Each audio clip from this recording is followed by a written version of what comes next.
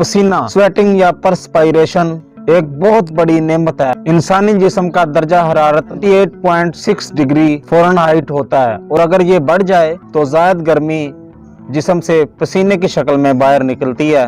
पसीने में 99% वाटर यानी पानी होता है और 1% मिनरल्स, एसिड एंड सोल्ट्स होते हैं। हमारे पूरे जिस्म में 40 लाख स्वेट ग्लैंड होते हैं, यानी छोटी छोटी मशीनें हैं जो कि पसीना पैदा करती हैं। ये ज्यादातर हाथों की हथेलियों में, पाँव के तलवों में, माथे पे और बगलों में मौजूद होते हैं और इनसे पसीना निकलता है। इक्राइम और एपोक्राइम ग्लैंड्स कहा जाता है। याद रखिए, पसीने से जिस्म की चर्बी नहीं पिघलती बल्कि ज़ायद पानी खारिज होता है और ये जो पानी खारिज हुआ इसको जल्दी पूरा कर लेना चाहिए। और अगर इंसान ज्यादा देर तक गर्मी में रहे, एक्सपोजर टू हीट रहे, फिर उसको हीट स्ट्रोक हो सकता है यानी लू लग सकती है और ये एक बीमारी है। इस हालत में क्या अलामत होगी? तेज बुखार चढ़ जाएगा, दिल की धड़कन बढ़ जाएगी, सांस फूलने लग जाएगी, स्किन फ्रेश हो जाएगी, लाल हो जाएगी और गशी के दौरे यानी सैयर भी आ सकते हैं। इसकी मिसाल कि गाड़ी थी वो गर्म हो गई, उसके अंदर वार्निंग लाइट जल गई और अब आपकी मर्जी है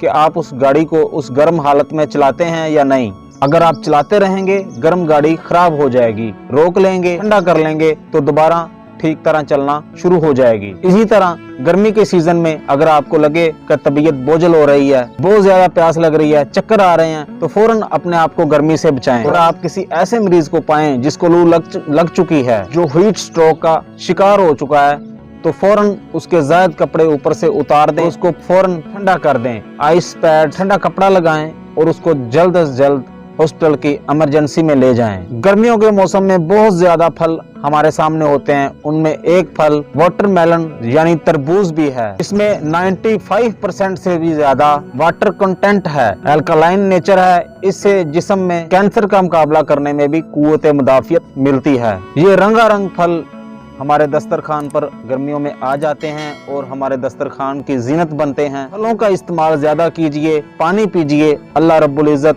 हमारी और हर मुसलमान की हिफाजत फरमाए।